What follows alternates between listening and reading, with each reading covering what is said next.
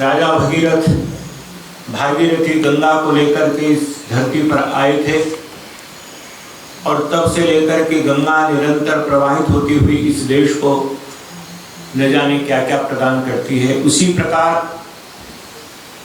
पंजाब की धरती से महात्मा मुंशीराम गंगा के पावन तट पर आए थे और वहाँ गुरुकुलों की पावनी परंपरा को प्रारंभ किया था। वर्तमान युग में उसी भगीरथ की भूमिका में, उसी स्वामी श्रद्धानंद की भूमिका में परमपिता परमात्मा ने स्वामी प्रणवानंद जी को, पूर्व आचार्य हरिदेव जी को यहाँ भेजा। भारतवर्ष में वेद विद्या का प्रचार हो, हमारी प्राचीन वैदिक संस्कृति का शंखनाद सर्वत्र गुंजायमान हो और इन गुरुकुलों में पढ़ने वाले ब्रह्मचारी देश देशांतर में, द्वीप द्वीपांतर में, समस्त भूमंडल में जाकर के वैदिक संस्कृति का उद्घोष करें। ऐसे इस गुरुकुल का 20वां स्थापना दिवस, 20 वर्ष की आयु पूर्ण यौवन की आयु होती है।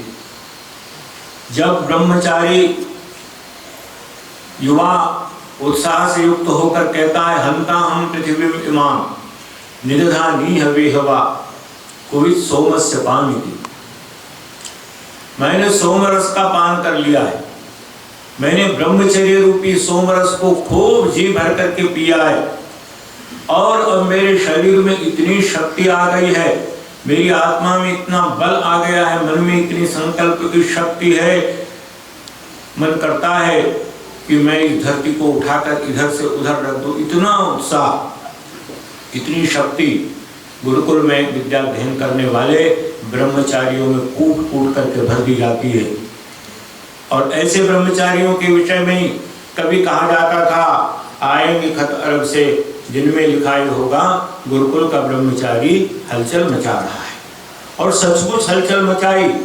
आज यदि विश्व के देशों में, चाहे सुदूर अमेरिका हो, इंग्लैंड हो, मॉरिशस हो, हॉलैंड हो, नेपाल, दूर दूर के देशों से भी यदि वैदिक संस्कृति का पवन, शीतल पवन वहाँ आनंद प्रदान कर रहा है, उनको नया जीवन प्रदान कर रहा है। और आज जब सारी दुनिया, सारा संसार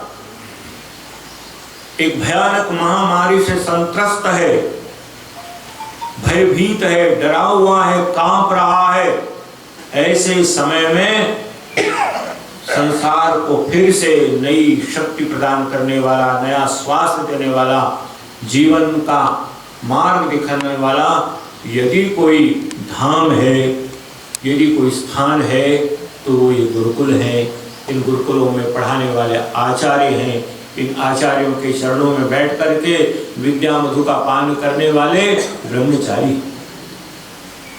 आज जब हमने मंत्रों का पाठ किया था, उसमें एक मंत्र आया था, उपो भरे गिरिनाम संगमे च नदीनाम दिया विप्रो अजायत।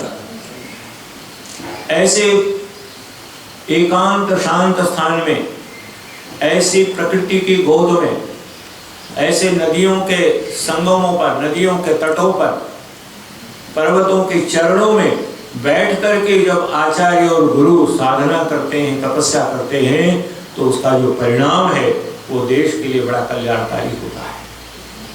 आज इस पावन क्षण पर किस प्रकार से ब्रह्मचारी बने, ब्रह्मचारियों का निर्माण हुआ, मुझे एक प्रसंग याद आता है, वो मैं सबके साथ बांटना चाहता हूँ।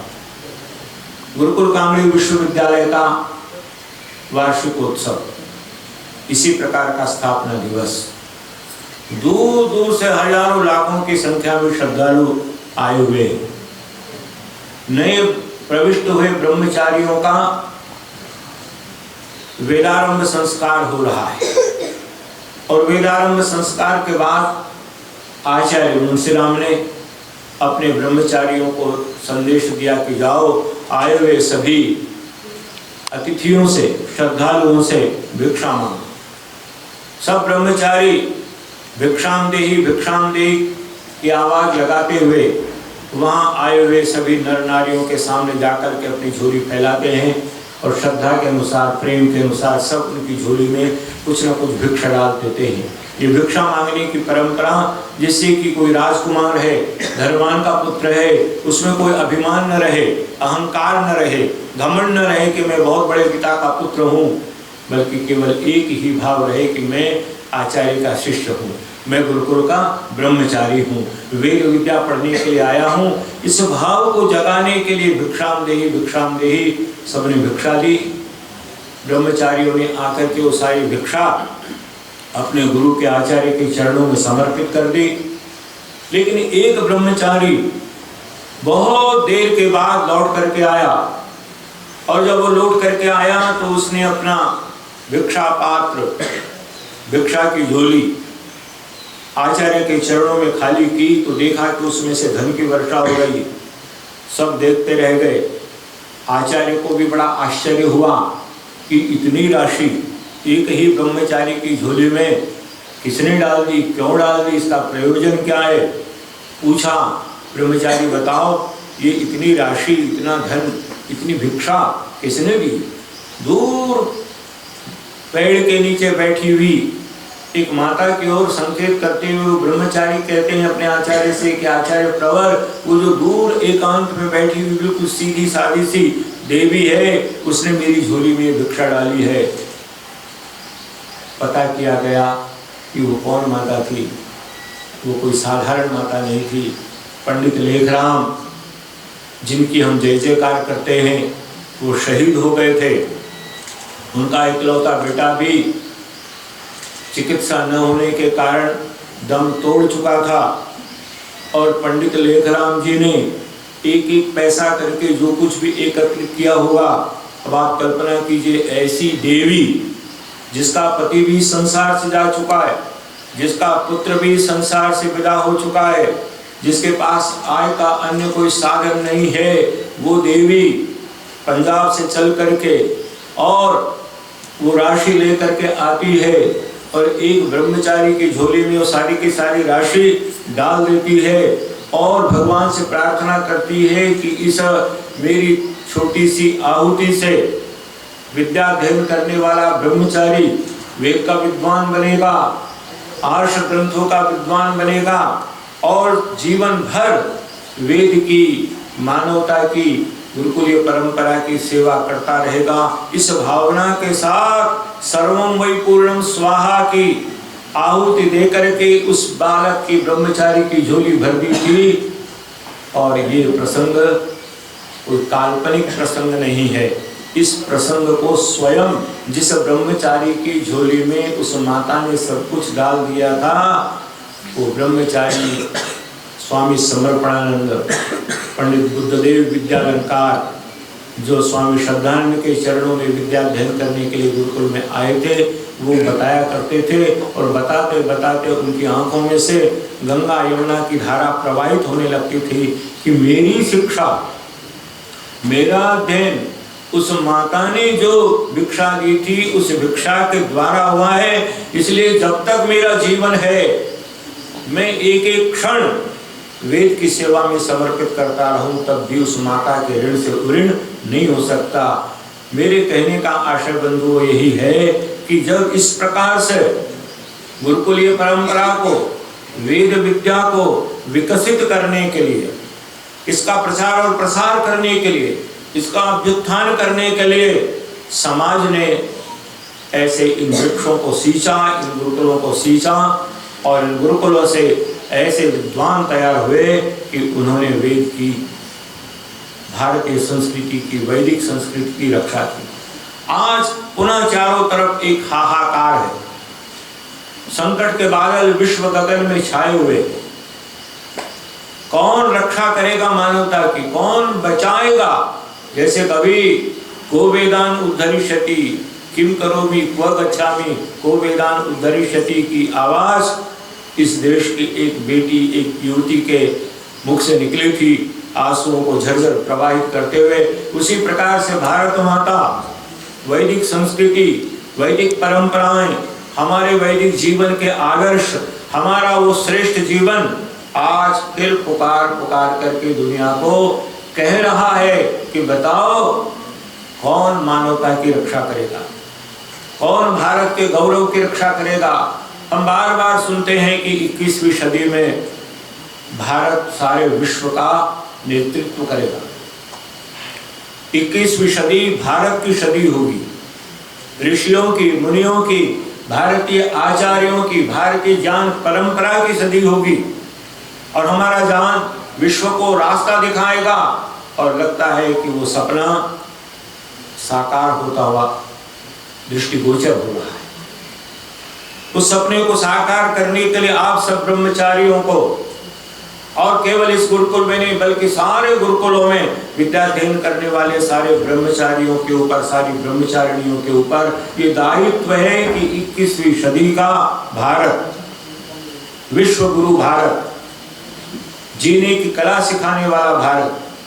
कभी कभी हम इतने अंधानुकरण में डूब जाते हैं बंधुओं कि हमने पश्चिम का अनुकरण करना ही जीवन के सुख का मार्ग समझ लिया था। यूरोप से जो कुछ आता था उसी को ग्रहण करने में हम गौरव अनुभव करते थे, लेकिन जिस प्रकार से चक्रवत परिवर्तन थे सुखानी दुखानी चा, जैसे पहिया घूमता है इसी प्रकार से परिस्थितियां भी बदलती रहती हैं। कभी यूरोप का अनुकरण करके सारा संसार अपने आप को गौरवशाली समझता था। आज इस महामारी ने फिर से दुनिया के सामने एक तथ्य, एक सत्य प्रस्तुत कर दिया है कि वो उत्तम मार्ग नहीं है। वो चमकीला मार्ग हो सकता है, भड़कीला मार्ग हो सकता है, लेकिन वो भौतिकता का मार्ग कभी जीवन को चिर शांति प्रदान नहीं कर सकता। संसार को यदि शांति दे सकता है, आरोग्य दे सकता है, उत्तम जीवन दे सकता है, तो वो हमारा भारतीय मार्ग है, भारतीय परंपराएं हैं, वो अध्यात्म का मार्ग है, वो योग का मार्ग है। आज सारी सरकारें, बड़े बड़े वैज्ञानिक, बड़े बड़े चिकित्सा शास्त्री दुनिया को बार बार कह रहे हैं कि यदि स्वस्थ जीवन जीना है तो योग और आयुर्वेद की शरण में आना पड़ेगा। सात्विक भोजन, शाकाहारी भोजन, भारतीय भोजन, हमारी जो यम नियमों की परंपरा की शौच संतोष तपस स्वाध्याय ईश्वर प्रणिधान, उसकी शरण में आना पड़ेगा। नान्यः पंथा विद्यते नाय, और कोई दूसरा मार्ग कल्याण का हो ही नहीं सकता। ये हमारी विजय है, हमारी परंपराओं की विजय है। इन दिनों में जब मैं बार बार पढ़ता हूँ कि जो आध्यात्मिक जीवन जीने वाले हैं, जिनका भोजन सात्विक है, शाकाहारी है, शुद्ध है, पवित्र है, जो हिंसक नहीं है, जो दयालु हैं, ममतालु हैं, जो बाहर और भीतर से सदा पवित्र रखने का प्रयत्न करते हैं, उनके ऊपर इस कोरोना नामक बीमारी का कोई प्रभाव नहीं है। वो स्वस्थ हैं, आनंदित हैं, प्रसन्न हैं। और जो इस मार्ग को छोड़ करके दूसरे विपरीत मार्ग पर चल पड़े, उनके जीवन में कष्ट ही कष्ट है।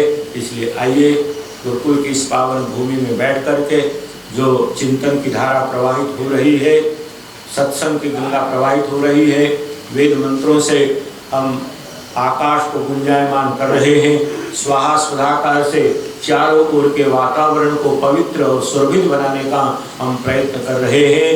यही कल्याण का मार्ग है, यही उत्तम मार्ग है और इस मार्ग पर हम चले। इस अवसर पर मैं विशेष रूप से, क्योंकि 20 वर्ष हो गए इसकी स्थापना को, और मुझे लगता है कि जिस समय इसकी स्थापना हुई होगी, परम पूज्य स्वामी उमानंद जी महाराज, पूज्य स्वामी प्रणवानंद जी, पूज्य स्वामी दीक्षानंद जी ने आकर के इसका शिलान्यास किया होगा। और उस समय संभवतः प्रिय धनंजय जी की आयु भी 20-22 वर्ष की रही होगी, और उस समय 20 वर्ष के युवा ने खड़े होकर के इस भूमि पर संकल्प लिया होगा, व्रत लिया होगा, एक निश्चय किया होगा कि हे प्रभु, मैं अपना यौवन, अपनी सारी इच्छाएं इस कुल माता के चरणों में समर्पित कर रहा हूँ। और उसका परिणाम है कि आज 20 वर्षों में ये कितना सुंदर एक धाम बन गया है, आर्यों का पवित्र तीर्थ स्थान बन गया है। यहाँ आने मात्र से ही, जैसे ही उस द्वार से यहाँ प्रवेश करते हैं, मन के कलुष मन में यदि कहीं कोई दुर्विचार है तो वो स्वतः समाप्त हो जाता है और सद्विचारों की गंगा हृदय में प्रवाहित होने लगती है। इस अवसर पर परमपिता परमात्मा से यही प्रार्थना है कि प्रभु आचार्य धनंजय जी को, चंद्रभूषण जी को, इनके सारे साथियों को इतनी शक्ति दो, इतना सामर्थ्य दो कि ये देश की धारा को परिवर्तित करने में और वैदिक संस्कृति का सूर्य पूर्ण प्रभा के साथ भारतवर्ष के आकाश में जगमगाए, इस संकल्प को पूरा करने में सक्षम हो सके। इन्हीं शब्दों के साथ